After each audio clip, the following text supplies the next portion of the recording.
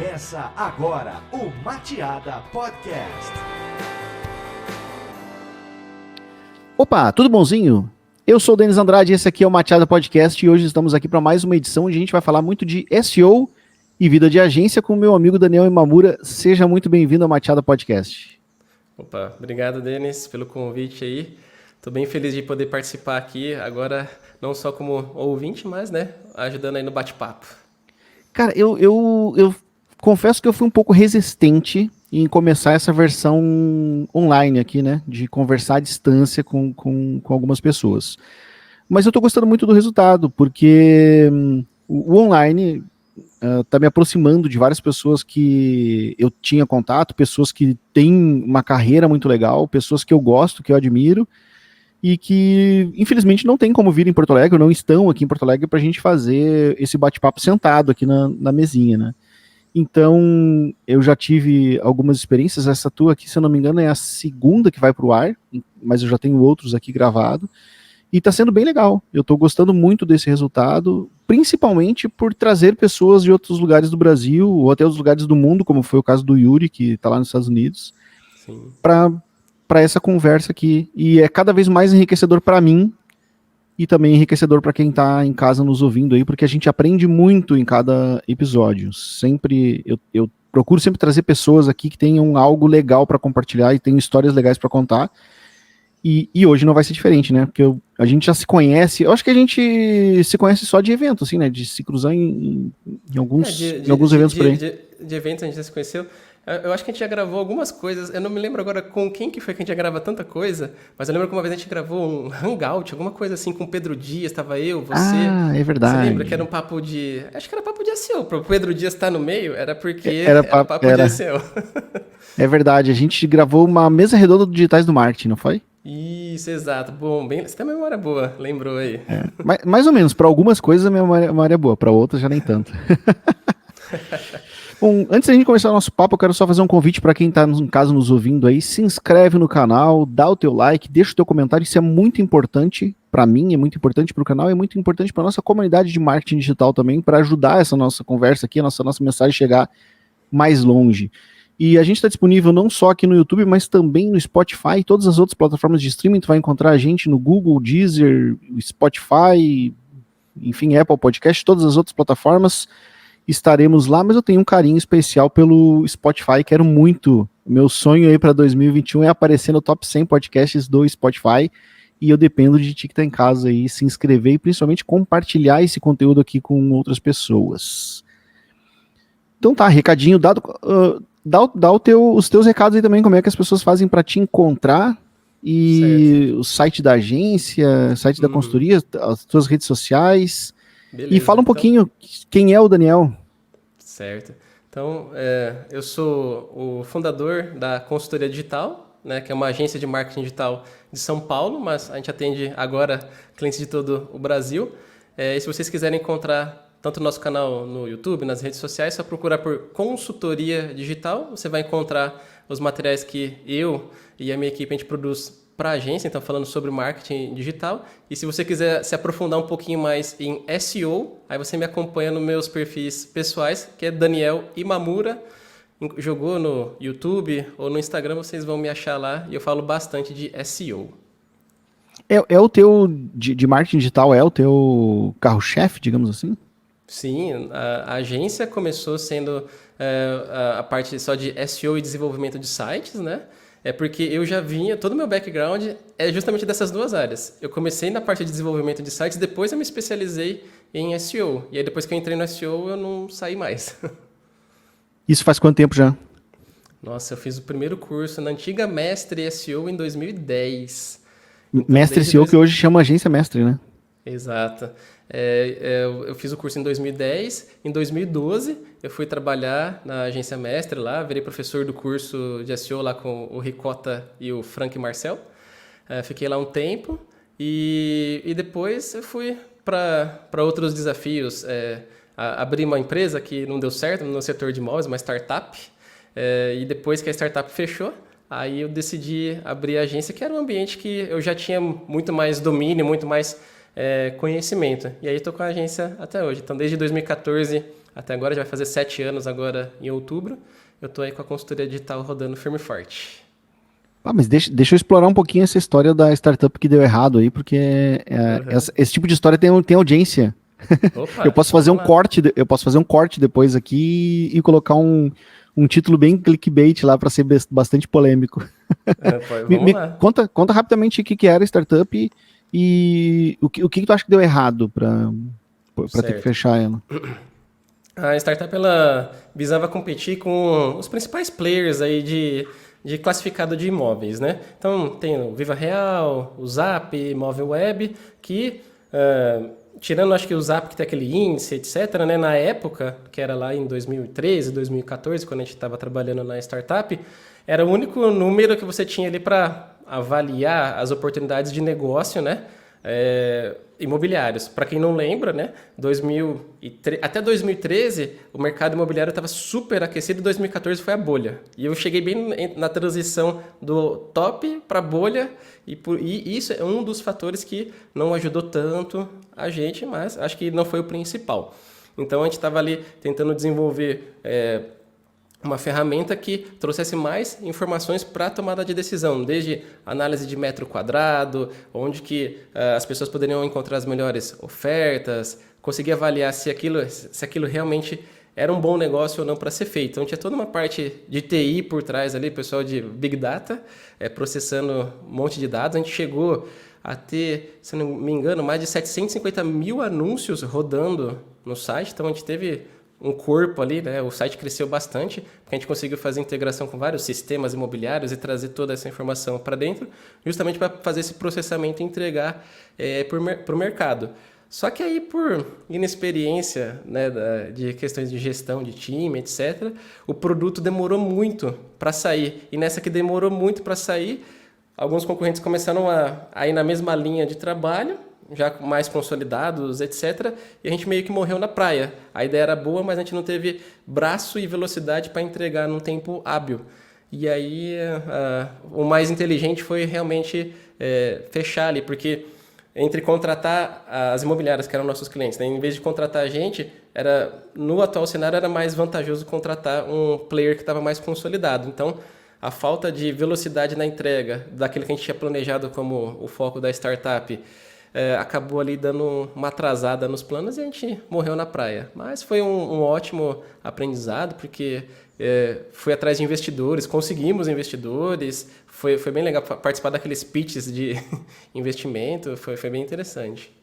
E com certeza o que tu aprendeu lá, tu aplica na tua empresa hoje, né? Total. Seja de algumas coisas que deram certo e o que tu vai fazer, continuar fazendo, e as coisas que deram errado, o que tu precisa evitar hoje em dia, né? Sim, total. Eu brinco com os meus antigos sócios dessa startup que aquilo para a gente foi um MBA de negócios, porque a gente teve contato com gente, vamos dizer, do meio mesmo ali de startups que eram anjos investidores, pessoal que só vive de investimentos mesmo, entendemos o que eles esperavam, a cobrança, enfim, tudo que estrutura um negócio maior, um business maior, né? Porque quando você tem um investidor, ele quer um retorno num espaço de tempo ali. E a gente entendeu muito bem como que funcionava esse universo e hoje, na agência, eu consigo aplicar várias dessas coisas para... acho que a frase que eu trago mais, né? Da época de startup para agora a época de agência, né? O gráfico tem que estar apontando para cima. É isso que os investidores querem ver e os nossos clientes também. Se a gente não está aumentando vendas, acessos, aí depende de cada projeto, né, qual que é o objetivo. Mas se o gráfico não está apontando para cima, alguém vai reclamar, tem algum problema ali. E como é que foi essa transição aí aí tu fechou lá a startup, não deu certo? Quanto tempo e qual foi o motivador que tu teve para abrir um negócio? Porque eu pensando em mim, tá? Eu tentei fazer um negócio, não deu certo. Eu passei muitos anos até tentar novamente, né? Uhum. Eu demorei para sentir confiança de novo em mim mesmo para depois abrir um negócio outra vez. Só que tu, pelo que eu entendi da tua história, não, né? O negócio não deu certo, depois tu já saiu direto para outro. Como é que foi essa transição? Uhum. Eu já engatei em um no outro. Na época, quando a startup começou a não dar certo, né? Qual que é o principal termômetro que a gente já sentiu que a coisa ia começar a dar problema? As vendas não aconteceram conforme a previsão. A gente vendia, só que não era na velocidade que a gente precisava para manter o negócio aberto. E aí, como eu já era da época, antes de entrar na startup, eu estava em agência, tinha os freelas, etc., que eu fazia, e eu mantive os freelas normalmente enquanto tocava ali a startup. E na hora que começou a minguar a receita, né, não estava entrando receita para dentro da startup, o que me bancava eram meus trabalhos com SEO, como freelancer. E aí eu tinha meus freelancers de SEO e um outro sócio que era da área de tecnologia, ele sempre tinha contatos lá que pediam para ele fazer um site, fazer alguma coisa nesse sentido. E a gente viu, a startup vai fechar no final de 2014. A gente já estava no processo de encerrar, né? Já estava conversando com os investidores que a gente ia fechar as portas. Aí chegou outubro de 2014 ali, a gente sentou, eu e esse meu antigo sócio, e a gente falou, junta os meus freelas com os teus e a gente já vai começar uma agência com um cliente. E a gente já, enquanto estava finalizando as burocracias de fechar a startup, a gente já abriu a agência, a consultoria digital, e já começamos com receita. Então, foi um processo natural. E aí, encerramos a startup ali no final de 2014 e a agência já estava rodando. Eu tocando SEO, o meu sócio, na época, fazendo a parte do site, né, programação, etc. E também ele tocava mais a parte de vendas. E eu ficava ali quebrando a cabeça para deixar os clientes felizes com o resultado de SEO. Pô, e sabe que essa história que tu está contando, ela é bastante comum de pessoas que vão abrir um negócio, principalmente agência, e começa com um freela, né? Transforma os freelas em clientes, para dar assim, os primeiros passos. Tu acha que isso é importante? Se tu fosse dar um conselho para quem quer abrir um negócio, ou quer abrir principalmente uma agência, talvez esse seja o caminho? Ou tu acha que não? Isso depende de cada situação. Não, eu acho que qualquer pessoa que deseja abrir o próprio negócio, ela precisa sim pensar ali em ter uns freelancers antes, e bastante, não ter um só, e só depois que ela tiver certeza que o freela tá me bancando, eu consigo viver de freela, aí sim você pensa em profissionalizar e virar uma marca, uma agência, né? Por quê? Às vezes a gente tem a falsa ilusão de que é fácil, eu sou freelancer, as coisas chegam até mim, sempre vai ser assim. Mas quando você abre uma agência, um negócio, não é assim. Por que às vezes os freelancers chegam até você, né? Os jobs freela chegam até você? Porque você está trabalhando em um lugar, as pessoas te veem trabalhando lá e falam, pô, você não quer fazer um trabalho para mim mais barato do que a sua empresa faz? Só que quando você vira uma agência, um negócio, você precisa ir atrás dos clientes, fazer seu marketing, você precisa negociar, sentar ali, fazer o comercial, fazer o financeiro, fazer reuniões com os clientes que talvez quando você está trabalhando você é funcionário de uma empresa, você não tem que participar dessas reuniões.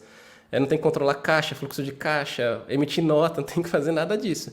E no mundo de agência, né, quando você abre uma empresa, você tem tudo isso. Então, é um processo que você vai amadurecendo. Você vai pegando os freelancers, vai entendendo que tem que negociar, tem que atender. Vou atender 3, 4, 10 clientes. Eu tenho maturidade para lidar com tudo isso. E aí, quando você estiver sendo bancado pelos seus freelas, aí eu recomendo abrir a agência, porque aí você já sabe que você dá conta. E agora tu falou uma coisa aí que eu me identifiquei muito na tua história, que é quando a gente está trabalhando lá na empresa, tu não precisa ficar emitir nota, cuidar de gestão de pessoas, cuidar de folha de pagamento, cuidar do peixe comercial. E isso foi uma coisa que me frustrou muito no negócio, porque hoje eu não tenho mais, a Matiada não é mais uma agência, né? Mas no último ano, em 2020, aí, que foi o último ano onde eu estava atendendo clientes na Matiada, cara, minha vida, 99% do meu tempo eu passava fazendo isso, cuidando da parte burocrática de ter uma agência. E daqui a pouco eu me dei conta disso, cara, não foi para isso que eu abri uma agência, né? Minha vida aqui não tá feliz, eu não tô contente fazendo o que eu tô fazendo hoje. E é uma coisa que a grande maioria das pessoas não se dá conta, né, disso, de que se tu gosta muito de trabalhar com SEO, se tu abrir uma agência de SEO, o que tu menos vai fazer é SEO de fato. Exatamente. Tanto que, no meu caso, claro, eu organizei o máximo possível para que essas atividades burocráticas que normalmente não são as mais legais para a gente que é da área técnica, né? Elas são o mais automatizadas possíveis, mas ainda eu tenho que fazer, né? Muita coisa burocrática ainda está sob a minha responsabilidade, né? Tipo financeiro, essas coisas sou eu ainda que faço na agência, né? Mas para manter o contato com essa área ali, claro, eu tenho os clientes da agência, eu sempre estou ali participando, dando palpite, dando uma orientação, mas não tem como eu acompanhar todos os clientes um por um e o SEO ser feito pelo Daniel. Eu tenho hoje os analistas lá da agência que seguem a metodologia que a gente optou, né, criou internamente, para eles entregarem resultados. Então, eu tenho pouco contato técnico. Aí, para eu suprir um pouco essa minha necessidade de falar sobre SEO, etc., eu abri aí o meu canal pessoal, vamos dizer assim, né? Onde eu só falo de SEO. Então, toda semana eu gravo 2 vídeos, né? Eu gravo um vídeo e faço uma live, né? Para poder falar de SEO, me desafiar, responder dúvidas da galera. Porque eu sinto falta no dia a dia. Se eu pudesse escolher, eu escolheria ficar fazendo SEO o dia inteiro e não pagando boletos. Com certeza. Oi, para quem ficou curioso e quiser conhecer, eu vou colocar o link pro teu canal aqui nos comentários aqui embaixo, tanto no blog quanto no YouTube ou nas plataformas de streaming. Na descrição desse podcast vai estar lá o link para tu visitar o canal e conhecê-la. Mas e aí, conta um pouquinho mais como é que é a agência, o que vocês fazem aí, quais são os tipos de clientes que vocês atendem. Certo. Hoje, né, então a gente abriu a consultoria, só tinha 2 serviços a princípio, né, SEO e a parte de criação de sites. E conforme a gente foi amadurecendo, a gente percebeu que os clientes eles queriam manter tudo dentro de uma agência só. A gente começou a perder alguns clientes porque a gente não fazia os demais serviços do digital. E aí hoje a gente é uma agência que atende full, né, o digital. Então a gente tem desde o SEO e a criação de sites, redes sociais, inbound marketing, performance. A gente hoje tem tudo internamente. Então a gente tem o time completo para atender. A gente sempre atendeu os clientes pequeno, médio. A gente nunca foi para as cabeças para pegar as contas grandes, porque na visão, desde que eu abri a agência, eu vi que tem muito espaço ainda nessa parte do pequeno médio. Eu não preciso só brigar pelas contas grandes. Não que eu não queira, né? Mas é um processo que a estrutura para atender os clientes grandes é diferente da estrutura para atender o pequeno médio. Então, eu vejo hoje muito mais facilidade com um negócio muito bem estruturado, processos. A gente atende muito bem os clientes pequeno médio. Então, é um diferencial nosso em comparação com outras agências que às vezes estão disputando esses mesmos clientes. E se eu for para as cabeças, né, e para as contas maiores, eu teria que fazer mudanças nos nossos processos, então ainda não é o momento. Então a gente atende mais esse perfil de cliente, aí, desde e-commerce, sites, empresas que vendem serviço, aí a gente não tem muita restrição. Qualquer segmento a gente atende. E hoje tu ainda prefere o SEO, assim, do ponto de vista de que tu gostou realmente de fazer? Sim, tanto que 90% dos nossos clientes têm SEO no escopo. A gente mas tem mais pelo resultado que SEO dá ou mais por teu prazer de fazer isso? E é pelo posicionamento nosso também. A gente sempre tenta trazer os clientes pelo SEO e depois ir agregando outros serviços. É mais ou menos a estratégia que a gente adota. Diferente de outras agências que de repente pode, sei lá, eu faço as suas artes das redes sociais e depois eu vendendo outras coisas, né? Porque normalmente a gestão de redes sociais é um serviço um pouco mais barato do que SEO. A gente não, a gente vai começando sempre pelo SEO a conversa, né? Tanto que o que a gente produz de material tem muito de SEO, os vídeos que a gente tem no YouTube, etc. Muito fala de SEO para atrair esse público que já tem uma maturidade um pouco maior, né? Porque entre redes sociais e SEO, o cliente que entende um pouquinho de SEO, ele está um pouco mais maduro para a gente. Então a gente vai atrás desse público. Tanto que a gente chama que a nossa metodologia de trabalho, a gente chama ela de SEO-centric. O SEO é o centro de tudo. Então se eu trago o cliente com todos os serviços, o SEO é o meu alvo, então se eu vou criar um conteúdo que vai ser utilizado depois para ser divulgado numa newsletter, ele tem que ser feito aplicando técnicas de SEO, porque ele vai servir para a newsletter para ser divulgado lá o artigo de blog, mas tem que gerar resultado ali na hora que a gente estiver sendo procurado no Google. A gente vai fazer a landing page para campanha de links patrocinados lá do Google, Google Ads. ela tem que seguir todas as boas práticas de SEO, porque eu também quero que as pessoas cheguem organicamente lá. Tudo pra gente, se não tiver respeitando o SEO, algo tá errado. A gente barra ali, reformula a ideia, porque se não tiver bom o SEO pra gente, não tá 100%. E o SEO, tu acha que ele é a melhor opção para todo tipo de negócio? Ou ele funciona melhor para algum negócio com alguma característica específica? Eu acho que depende do estágio do negócio. Eu sempre brinco assim, né? Brinco não, explico, né? Que não existe competição entre os serviços de marketing digital. Eles são sempre um complemento. E cada um é melhor em um determinado estágio. Por exemplo, uma empresa que abriu agora. Não adianta falar para ela que ela vai ter resultados mês que vem com SEO, que ela não vai ter. Ela vai morrer na praia porque não vai ter venda suficiente, né? Geração de demanda suficiente só com SEO. Então, a gente fala, se o cliente chega nessa expectativa, né, porque se vislumbrou com SEO, não quer pagar nada para o Google, etc., né, que é normalmente isso que mais brilha nos olhos do pessoal, não ter... Essa ilusão.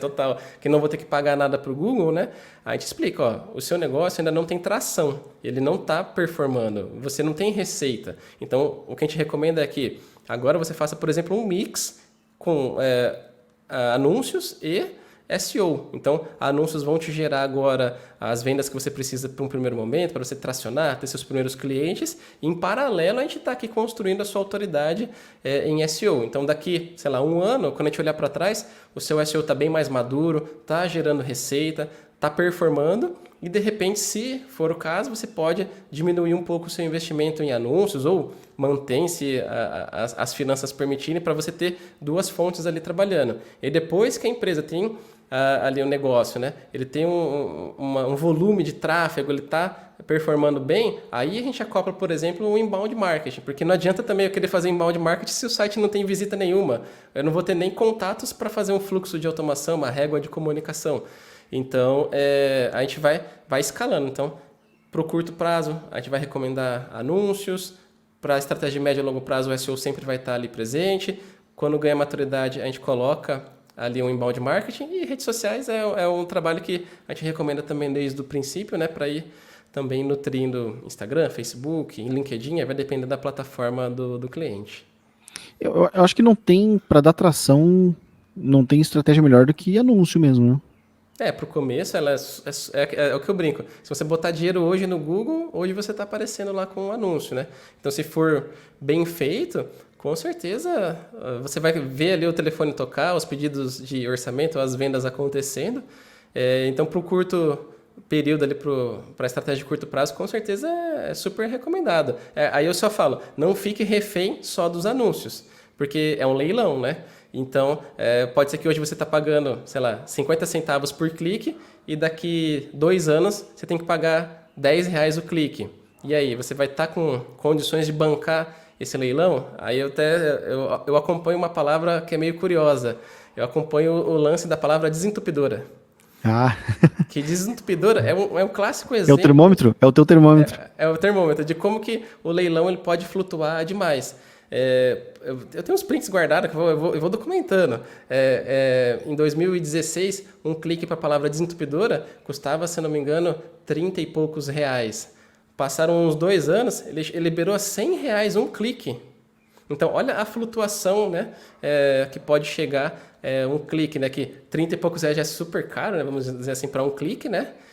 Imagina chegar a R$100 um clique. E é isso que a gente orienta os clientes para eles não ficarem cegos, né? Também, não, os anúncios são maravilhosos, tá tudo uma beleza, mas pode mudar o algoritmo de entrega lá do Facebook, do Instagram, pode o leilão inflar, porque os seus concorrentes acordaram e vieram com muita grana e você não vai ter para bancar também.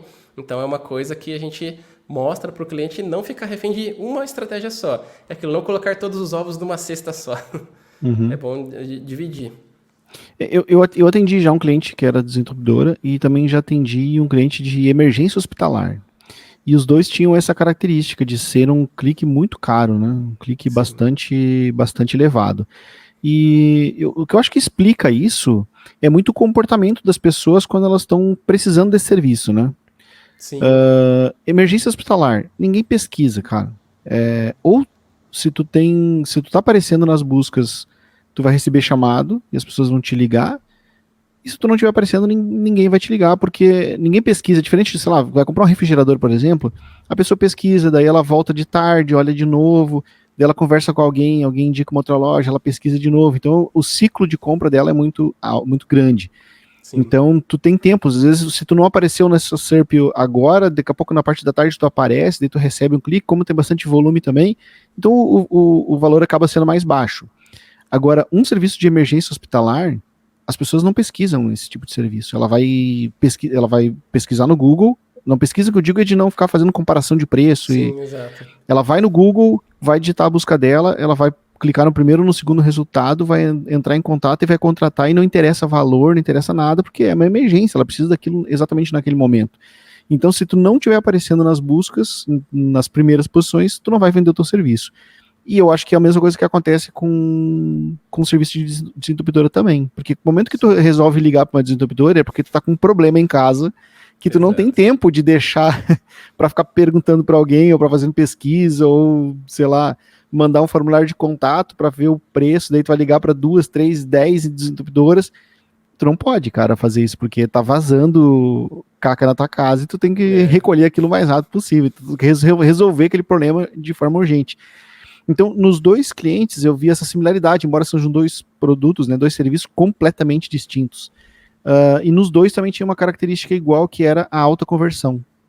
Na desentupidora, a gente tinha uma conversão, sei lá, de 20%. A cada 5 cliques, um contratava. E o que justificava, muitas vezes, tu pagar um custo do clique extremamente elevado, né? Porque era um serviço que vendia fácil. Não tinha muito o que negociar, né? O preço é tanto, a gente tá em meia hora e resolve o seu problema. Mas o comportamento dita muito, né?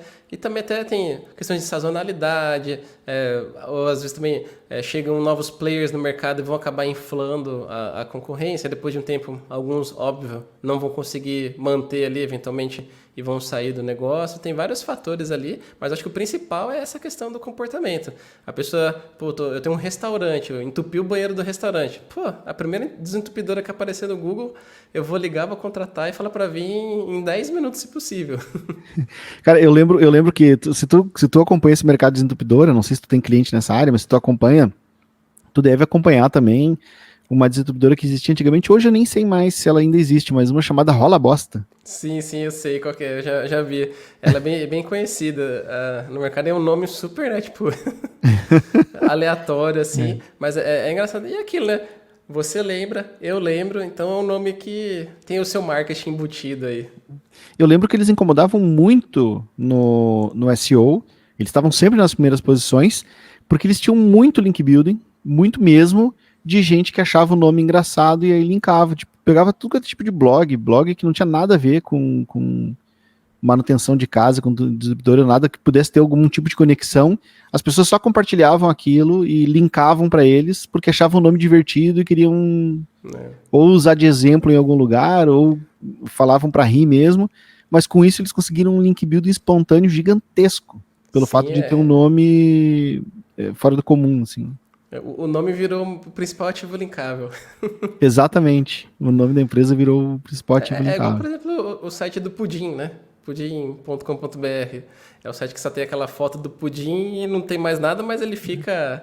Eu não sei se ele ainda está em primeiro, mas por muito tempo, muitos anos, ele sempre foi discussão, né? Nas rodas. Esse site, se eu não me engano, era do Flávio, não era? Eu acho que era do Flávio Raimundo, uma coisa assim. Isso, e ele sempre ficou ali em primeiro, né? Mas acho que cai nessa mesma questão, né? Muito link building, etc. E acabava mantendo as pessoas lá, né? E quem ia atrás para conhecer esse site sabia que ia se deparar lá com a piada, né? De só uma foto de um pudim parada lá. Isso talvez seja uma coisa que mudou um pouco no Google, né? Parece que o Google hoje ele tá mais inteligente para identificar quando o site realmente é relevante, mais até do que ele simplesmente é falado por aí, né? Tanto que esse do pudim eu não tenho certeza se ele ainda tá aparecendo bem ou não, porque faz tempo que eu não pesquiso por isso. Mas levando em consideração as mudanças recentes que a gente viu no Google, eu acredito que não deve estar. Provavelmente não. Faz tempo que eu não pesquiso, né? Mas é aquilo, né? Agora, o Google, ele, assim, antigamente a gente falava da palavra-chave, né? Assim, não que a gente não use isso até hoje, a gente usa, claro, no trabalho de SEO a palavra-chave, que é o que a gente digita lá na caixinha de pesquisa. Só que o Google agora ele não interpreta só a palavra bruta ali, né? A gente fala muito agora da intenção de busca do usuário. Então, uma vez que o Google sabe qual que é a intenção de busca, ou seja, o que as pessoas desejam encontrar quando colocam aquela palavra ali na caixinha de pesquisa, isso influencia no que vai ser exibido, né? Muito mais do que só, por exemplo, só ficava antigamente por causa do link building, mas agora se o conteúdo daquele site não resolver a intenção de busca do usuário, ele vai cair automaticamente e vai entrar, às vezes, com menos link building, né? Colocando aí uns fatores na conversa, nos fatores de posicionamento na conversa, ele vai ficar em primeiro lugar. Por quê? Se a pessoa queria, sei lá, uma receita de pudim, o site do pudim.com.br não tinha receita. Então, um site que tenha receita, ele vai ficar ali na frente dele, com certeza, mesmo no quesito link build, aí falando bem isoladamente dos fatores, né, sem ser de uma forma holística, né, ele vai pegar e vai ganhar o posicionamento lá, mesmo tendo menos links externos, né. Sabe uma coisa que eu sempre esteve lá, sempre esteve na minha cara, eu nunca coloquei sentido nisso e eu só consegui assimilar recentemente porque eu comecei a estudar um pouco de filosofia e literatura. E eu tô lendo um livro que chama Como Ler Livros. Por mais que pareça um título meio bobinho, meio banal, assim, mas ele é um livro bastante profundo e ele nos ensina a tirar muito mais proveito de um livro do que a gente costuma tirar, né? Quando a gente vai fazer uma leitura. Então ele ensina métodos de leitura, enfim. E uma das coisas que se usa bastante na literatura é a palavra termo. Um termo, ele não é exatamente uma palavra. Ele é o que o autor quis dizer com aquela palavra. Então, se tu pegar a palavra amor, por exemplo, dependendo do autor, essa palavra pode ter um significado diferente, né? Em alguns livros a palavra amor pode ser interpretada até como sexo. Outras Exato. vezes pode ser o amor por alguma coisa, por algum objeto, né? O amor por uma profissão. Ou pode ser o amor de um casal, o amor de família. Então, simplesmente a palavra amor, ela sozinha não quer dizer muita coisa. Mas quando ela está dentro de um contexto, e principalmente no contexto de um determinado autor, essa palavra pode ter significados diferentes. E na literatura e dentro da filosofia, eles dão o nome para isso de termo. E aí, cara, eu fiz uma ligação muito doida na minha cabeça com uma coisa que o Google sempre usou, que é o termo de busca. Eles sempre usaram essa expressão, né? Se tu entra dentro do Search Console hoje, está escrito lá, termos de busca. E aí me caiu a ficha, é isso que eles querem dizer com o termo. O termo é não só a palavra, né, a frase que foi ditada na busca, mas a intenção que existe dentro dela. Exato. Que é uma coisa que a gente sempre falou em SEO, e essa informação termo sempre teve lá, e eu só consegui fazer essa conexão recentemente depois de ler esse livro aí. Sim, né? Faz total sentido. Ainda mais agora que você trouxe essa explicação por trás, caiu bem a ficha aqui, né? Que a gente, hoje, além da palavra, né, termo de busca, né? A gente fala bastante da intenção do usuário, mas casou perfeitamente, né? E o SEO, ele é essa evolução, né? Lá em 2010, quando eu comecei, ele era, eu acho que muito mais questões, vamos dizer, de programação, on-page, né? E hoje ele é muito mais em como que você cria uma entidade ali que é o seu site, uma página do seu site, para conseguir resolver as intenções de busca, né? Que são interpretadas pelos termos de pesquisa. É toda uma evolução que é bem legal da gente ver que antigamente todo mundo procurava o próximo hackzinho, o próximo black hat, que ia deixar os sites em primeiro lugar e vamos dizer... Antigamente era fácil manipular, né? Quanto mais para trás a gente voltar, mais fácil era, né? Mas hoje eu considero que assim, é quase que impossível, né? Você querer enganar o Google ali, porque ele trouxe uma coisa que não é manipulável, que é o quê? Você responder a intenção do usuário. Como que você vai enganar o usuário ali que você está respondendo sem responder de verdade? Cara, eu quando eu comecei no SEO, a gente melhorava um H1 e a página subia no ranking do Google. Total. Eu sou desse tempo. Hoje em dia, isso olha, para tu melhorar o ranking mexendo em H1, a competitividade para essa palavra tem que ser muito baixa. Sim, é Porque quase zero. quase zero para isso dar resultado.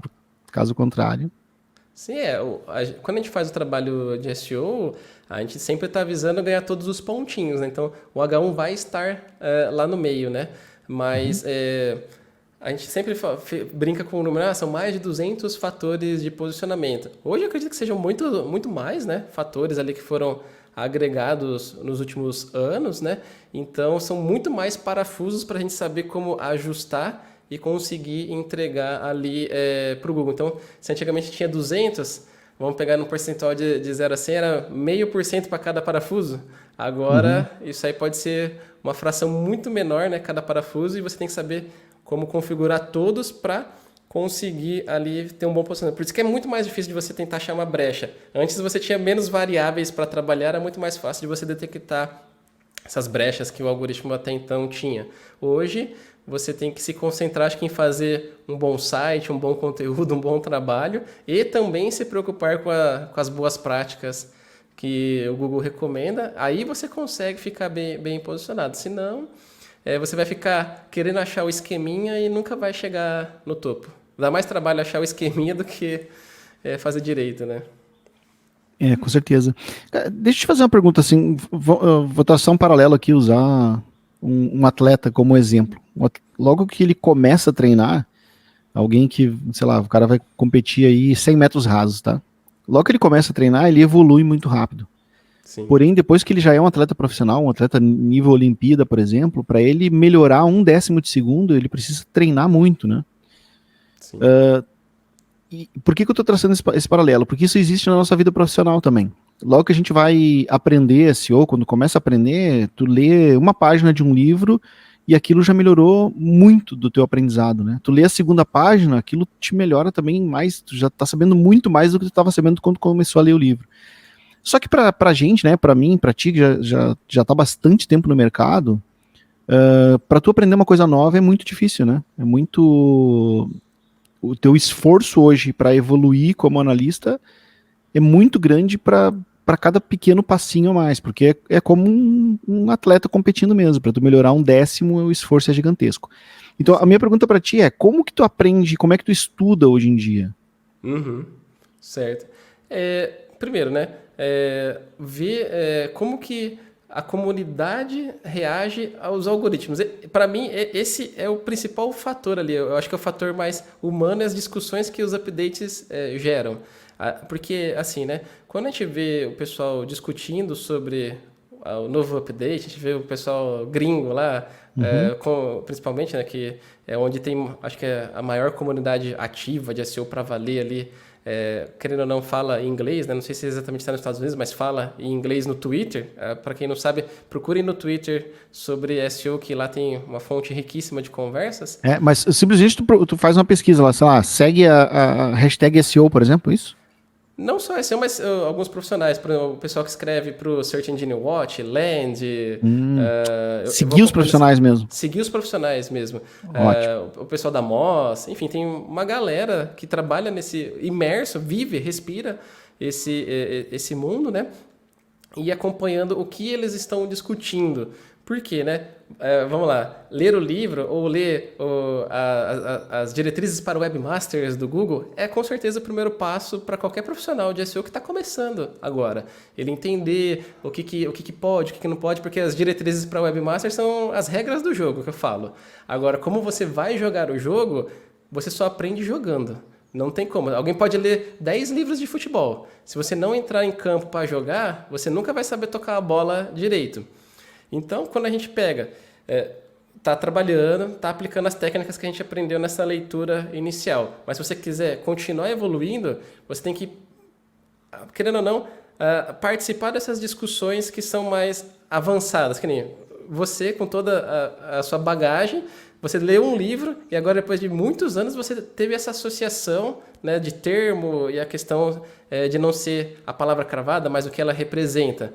É a mesma coisa que essas discussões que a gente vê no Twitter e nesses sites especializados, eles fazem. Eles começam a avaliar, se o Google está dando mais prioridade agora para um conteúdo, mas é da área médica, então quer dizer que esse update é da área médica, o que ele está exigindo, etc. você começa a ver nuances dentro da regra geral. Então você começa a entender que não é só um bom conteúdo, é um bom conteúdo com responsabilidade, que é aquele your life, your money, né? Tem uma regra dentro aí do SEO que, por exemplo, eu demorei para chegar até ela, porque eu não tinha clientes da área médica. Então, quando eu cheguei nos clientes da área médica, eu descobri, para você falar de coisas relacionadas à saúde, tem algumas regras implícitas que você precisa aplicar no seu site para que o Google coloque você bem posicionado. Como, por exemplo, ter um médico, um perfil médico responsável assinando os conteúdos do site. Tanto por questões de legislação, né, que no Brasil é necessário ter, por exemplo, um site de um hospital, tem que ter um médico-chefe assinando o conteúdo do site, né? Mas até mesmo para o Google ele consegue identificar se aquilo foi escrito por um freelancer que você contratou e ele nunca estudou nada de medicina e ele que está produzindo o conteúdo, ou se tem um nome de um médico ali trabalhando. Então, eu vou acompanhando essas discussões para entender as entrelinhas, porque que nem você falou, você pega e faz um curso bem completo, você lê bastante aí dos materiais que já existem, a grosso modo, você vai aprender bastante, porque você não sabe nada, você vai aprender até os seus 90%. Agora, do 90% e é um bom atalho, né? Sim, total. E aí você chegando nesses 90% ali, para você ir incrementando de 1 em 1%, ir para essa área até um pouco mais, às vezes, filosófica, você tem uma visão que não é preta no branco, né? Não é só white hat versus black hat que existe. A gente precisa entender como que as coisas estão evoluindo. Recentemente eu gravei um vídeo falando sobre a evolução do algoritmo, né? Como que ele veio desde 2007, lá que eu acho que era 2007, mais ou menos, que era o primeiro update que se tem notícia lá, que é o Florida, né? O Flórida. Eu acho que é o primeiro, sei lá, de 2007, alguma coisa assim. E depois veio lá, sei lá, 2010, o Panda, 2011, 12, o Penguin. E aí foi evoluindo. Eu acho que, sem querer cortar o teu raciocínio, mas só para dar um complemento aí, a minha opinião, eu acho que um dos updates mais importantes do Google foi o Google Caffeine, que veio antes antes da bicharada aí, né? Que quando ele melhorou o poder computacional dele, que eu acho que foi o que deu poder para ele conseguir lançar todos os outros depois, né? Sim, total, não, muito, muito importante. E aí se a gente pega e vai olhando, construir, assim, não olhando o detalhe, mas olhando mais de longe e vendo como que foi essa construção, a gente vê que, entre aspas, já dava para ver onde a coisa ia chegar, né? Porque primeiro, você melhora o entendimento do conteúdo, revalida a autoridade dos links, o que é bom, o que é ruim. Depois você traz lá o Hummingbird para entender mais a semântica. Então quer dizer que o Google agora está entendendo o que as palavras significam de verdade. Depois o BERT aprimora isso. E conforme você vai vendo essa evolução, você fala, eles estão indo para uma coisa muito mais conceitual do que programacional, né? Não é só programação e tem um conceito por trás do que está sendo desenvolvido. E aí, hoje, eu vou muito nessa linha de estudar essas questões mais filosóficas que estão por trás ali. Claro que envolve muita tecnologia, mas eu não olho mais só a tecnologia por si só. Né? Por exemplo, os últimos updates de junho, julho, né? Eles foram totalmente focados em experiência do usuário, né? É assim que eu vejo, mas se às vezes pegar um programador, ele vai falar, não, foi baseado em tempo de renderização, em tempo de carregamento, etc. Mas não é só isso. Isso tem um motivo por trás. Qual que é o motivo por trás? Gerar uma boa experiência para o usuário. Por quê? É um saco você entrar num site que ele fica pipocando enquanto você está querendo clicar no botão, o botão fica mexendo. Então, não pode mais ter isso segundo as regras do jogo que foram atualizadas. Então, você entender o que está por trás faz com que você entregue um bom resultado sem necessariamente você se preocupar tanto em detalhes técnicos, porque vai acontecer naturalmente. Você não vai querer desrespeitar a regra número 1, que é o quê?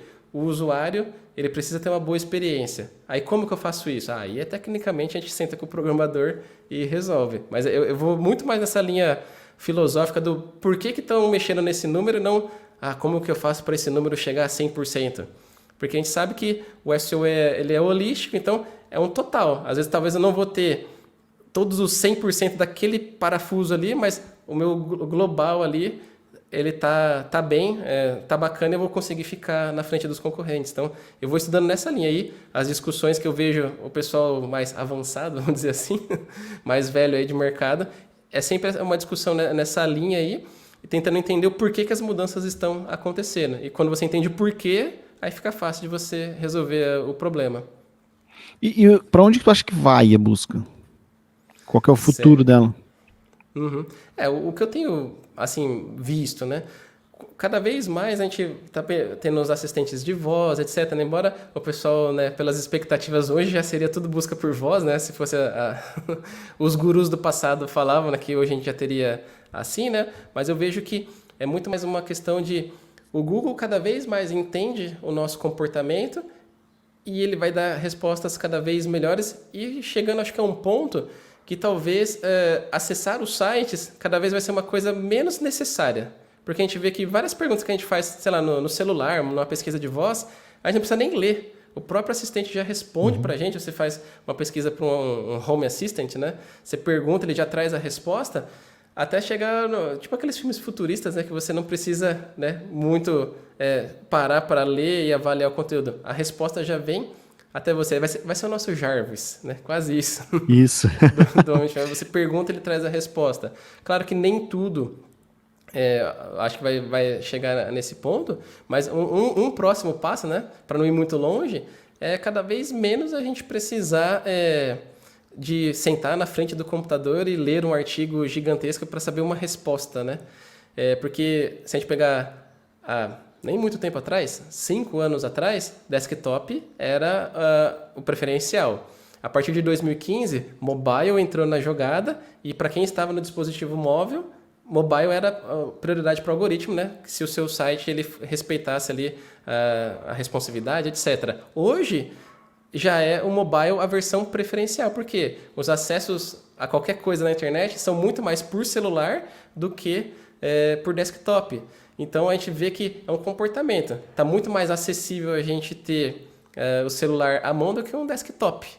Então a gente vai ver essa mudança de comportamento que leva tudo a crer que é pesquisas por voz, a entrega da resposta com mais facilidade, conforme os Home Assistants forem ficando mais populares, né? Se toda casa tiver um Alexa da vida aí, pô, o que será que vai acontecer? Provavelmente vai ter uma mudança de comportamento e novas regras vão entrar no jogo.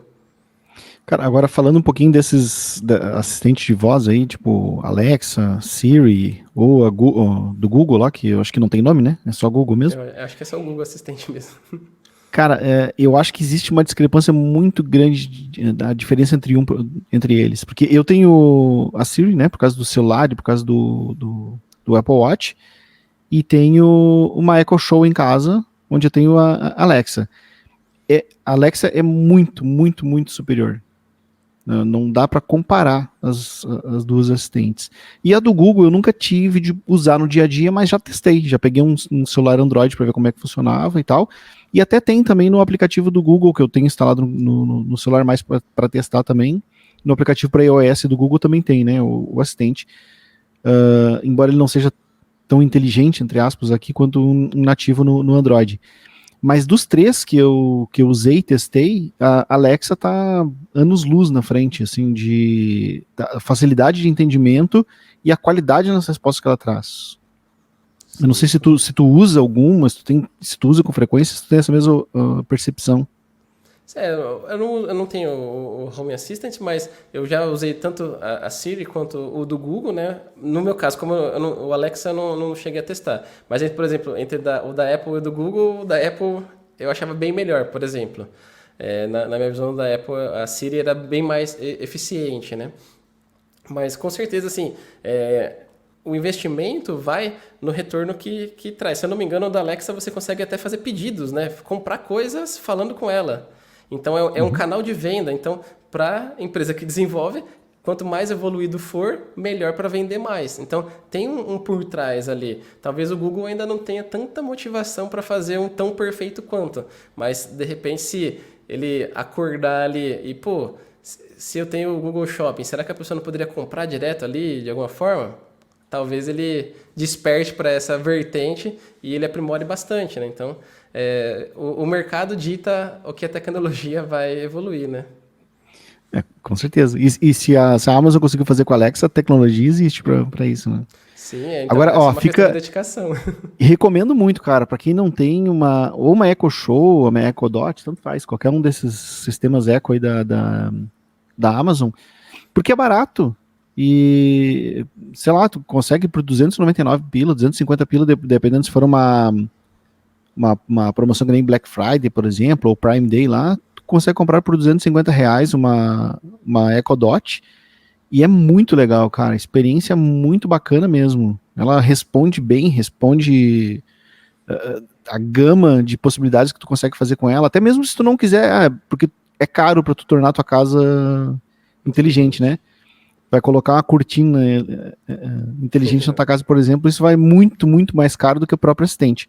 Mas mesmo usando só o assistente, só para ele te responder algumas coisas ou te ajudar em algumas coisas, ou que tu consegue plugar da tua vida digital com ele também, e até isso de tu fazer compras. Se tu, para quem já usa a Amazon com uma certa frequência, cara, tu quer comprar alguma coisa, tu pergunta pra Echo ali, ela coloca no teu carrinho, tu compra, daqui a pouco recebe em casa sem precisar abrir uma tela, sem precisar fazer nada, faz só com voz. Exato. É Eu sou incrível o isso, cara. Jarvis. Eu já fiz compra para ver como é que funcionava e, cara, não precisei abrir nem o celular, nem o computador em momento nenhum. Fiz o meu pedido, paguei e recebi em casa só falando com o assistente.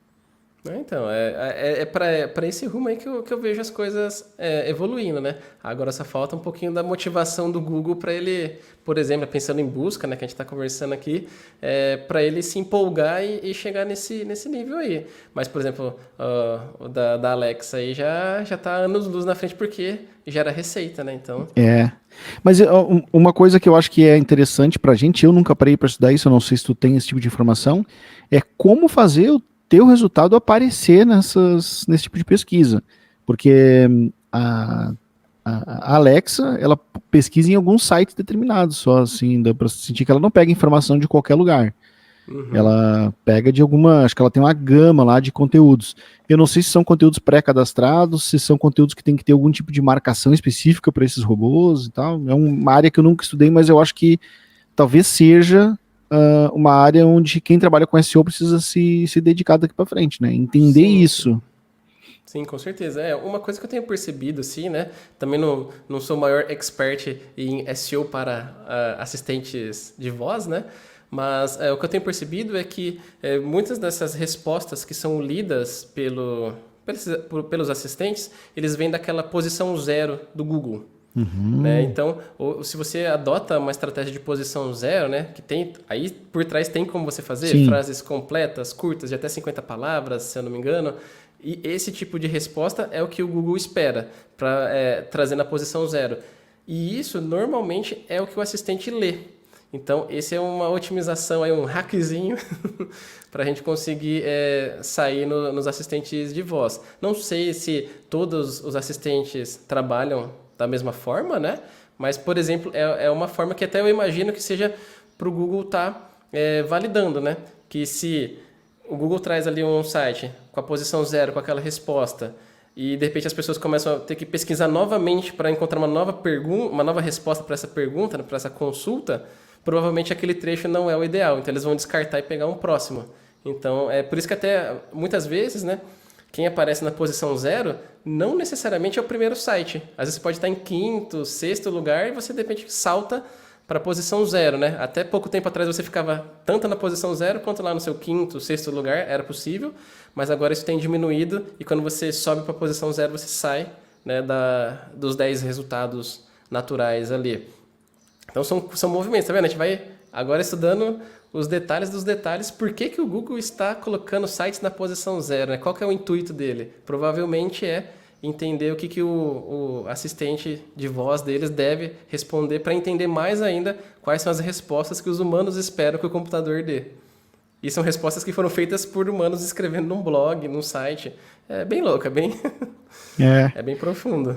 Legal, é bacana porque é um exercício de lógica, né? Quando a gente está estudando SEO no final das contas. Porque Sim, é uma coisa que vai levando a outra e são todas respostas lógicas no final das contas, né? Sim, exatamente. Que nem eu comentei com você, né? Eu estava assistindo o episódio que você fez com o Yuri, né? E eu me identifiquei muito com a carreira dele, a evolução, tal, os passos que ele deu, né? É porque, por exemplo, eu mesmo, né? Eu sou formado em engenharia da computação. Pô, totalmente enfiado no mundo da tecnologia lá e com entrei na área de desenvolvimento de sites e é ali que eu tive o contato com o SEO. Mas ter o pensamento lógico, o pensamento ali para resolver os problemas, né, quebrar em pequenas partes e resolver os problemas de forma lógica, eu vejo que isso fez muita diferença para mim lá atrás, no começo da carreira no mundo do SEO, porque eu conseguia dialogar com os programadores e justificar por que precisava mudar um H1, por exemplo, vai. Porque para o programador o H1 ou um span, né, qualquer tag lá que ele colocar, ele vai conseguir deixar a formatação visualmente bonita. Mas por que convencê-lo de trocar por um H1 e não deixar a tag que estava anteriormente? Então, esse pensamento lógico ajuda muito. E eu vi lá que o Yuri também tem um background todo, né, de tecnologia, e eu recomendo hoje para quem quer trabalhar com marketing, não é só com SEO, mas com marketing, tá antenado com essas questões de tecnologia, vamos até chamar de desenvolvimento, é um diferencial total, assim, porque a gente vê agora cada vez mais o marketing, né? Ele não é só questão criativa, agora ele é questão também de analisar dados. E como você obtém esses dados? Aí tem toda a questão de as ferramentas de Big Data, como que você coleta esses dados, e já não tem mais como fugir. Se você é só o criativo, provavelmente você vai ser mandado por pessoas que vão juntar o criativo junto com os dados para justificar como que o criativo deve ser. É uma recomendação aí para quem está assistindo a gente. Eu sou da opinião também que todo mundo deveria estudar. A pessoa não precisa ser um ótimo programador, mas eu acho que estudar lógica de programação é algo que vai ajudar para a vida como um todo.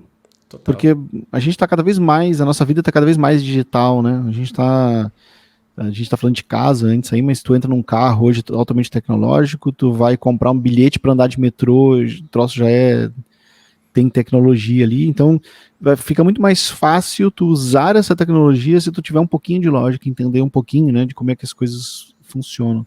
É por isso que quem vem dessa escola de programação, né, quem tem a lógica de programação, quem programou, a gente consegue resolver, sabe, mexer num software, por exemplo, a gente aprende mais rápido do que uma pessoa que não entende de lógica por causa disso, porque a gente usa um pouco do raciocínio, né, de como que as coisas funcionam para conseguir identificar onde é que uma coisa está dentro do menu, como é que aquele sistema funciona, por que ele está se comportando de aquele jeito.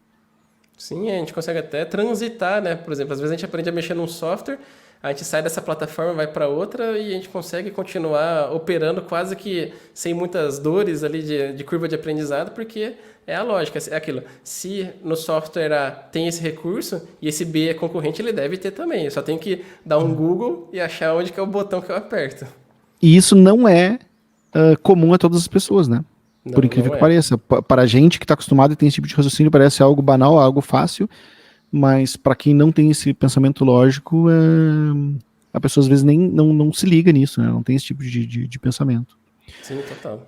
Cara, muito obrigado pela tua participação, foi um baita papo, a gente já está aqui há quase uma hora já conversando e eu fiquei com aquele gostinho de quero mais, assim, e quando esse gostinho fica aí é porque o papo realmente estava bom.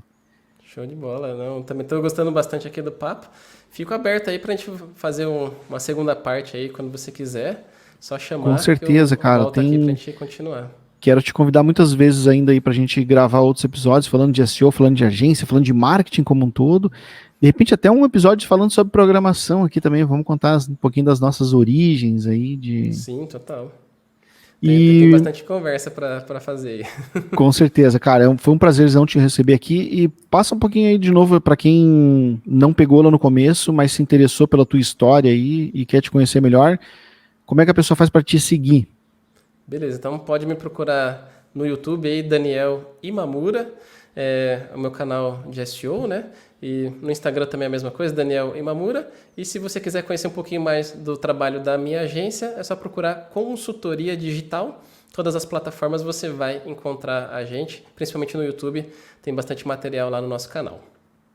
Show! E para facilitar o acesso, eu vou colocar o link na publicação aqui também, a pessoa só clica ali e vai direto lá pro teu canal, pro site da agência, pro teu perfil, e vou colocar o perfil da agência nas redes sociais também, quem quiser acompanhar lá e se manter em contato com vocês via Instagram. Estão presentes no Instagram, né? Sim, Instagram, YouTube, então, LinkedIn, perfeito. onde você procurar a gente, Vai se tá é lá. digital, a gente tá lá.